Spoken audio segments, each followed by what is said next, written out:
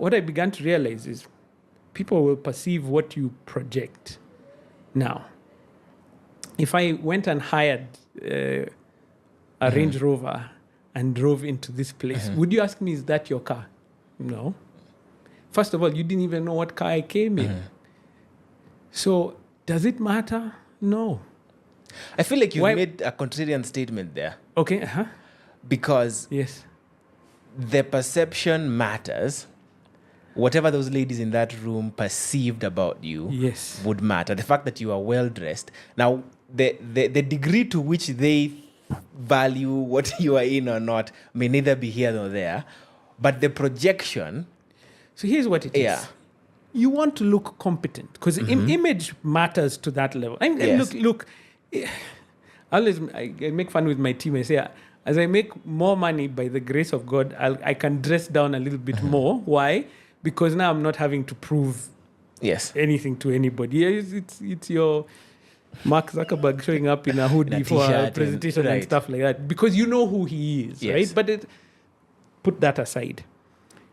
In that room, what were they looking for? They were looking for competence. They were looking for you to be able to deliver.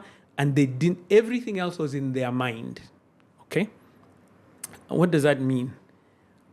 For me, offer your competence, offer your professionalism. All those things matter. Show up on time, communicate well. That's all that matters. Centonomy is 15 years old. Yeah. We as Africans don't value ourselves. People will ask me, how much should I pay myself? I mean, that's such a fundamental question that we don't even know how much our value is. For determining whether someone's financially literate or not. Go and do a survey. Do you have a bank account? Do you have any investments? Those are things you can tick off. Now, do you understand what those things do for you? Do you have a goal? Do you have an outcome that you're aiming for? I always try and get people to think, okay, you're living in your own home. What is paying you to live there? That's financial freedom. I had a primary school understanding of profit, which is, hey, you go and buy a product from a supplier somewhere, whatever it is, bottle of water. You buy it at 5 shillings, you go into the market, sell it for 7 shillings, and the difference, the 2 shillings difference is profit. It is not. Because that 2 shillings does not cover the planning, the preparation, the management cost, the marketing cost, the utilities. You didn't just sell the thing.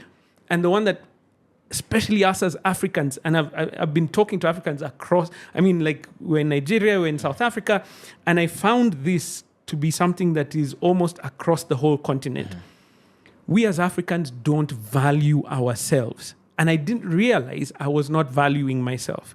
So what I was doing was, in every project that we were given, you go and you do a film, a documentary process.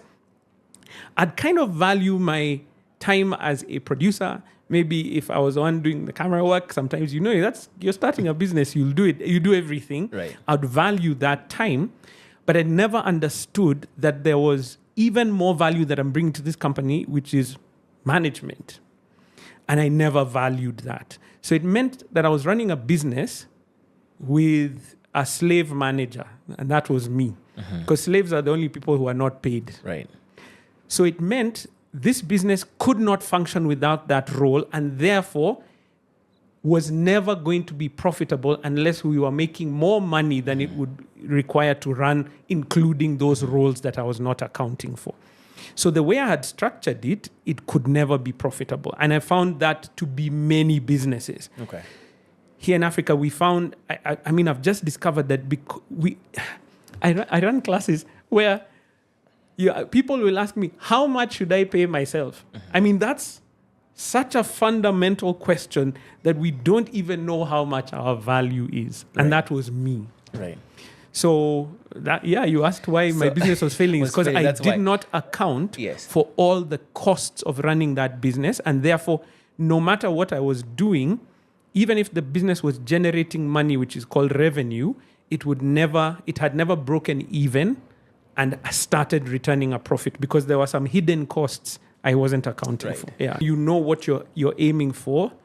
you're no longer working for your boss or for the organization or whatever that is. You're working for yourself. There's a sense in which it would increase, in my opinion, productivity, because there is there's motivation, self-motivation.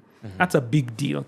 So somebody who's going to realize that, if I want to live in that house, I have to be earning 500K a month.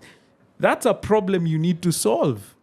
And so it's, okay, do I get more education, or do I find another way of getting to that number?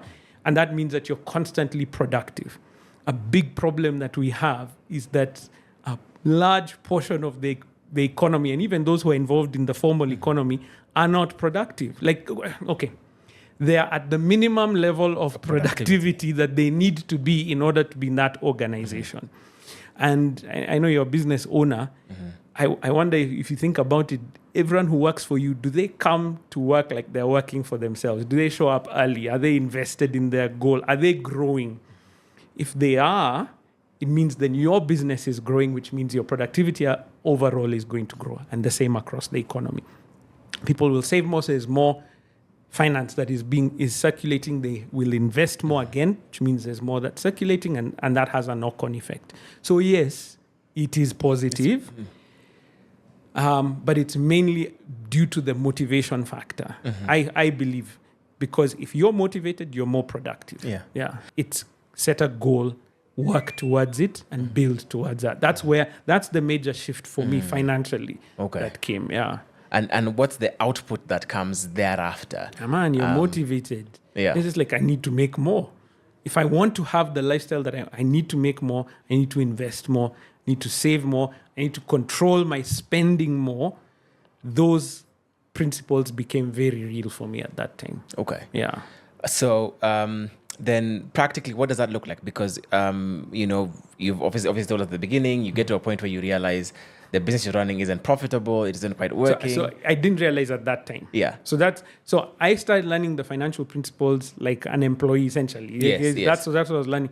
The business principles came as a lesson later. A bit later. Yeah, that came later. So this time now, I dove into work. And I was like, next project, what's the next thing we can do? So we were generating cash, but it would never, what I realized, it will never be profitable. That's what I realized later. So we were doing well. People would say, I can see your work there, I can see.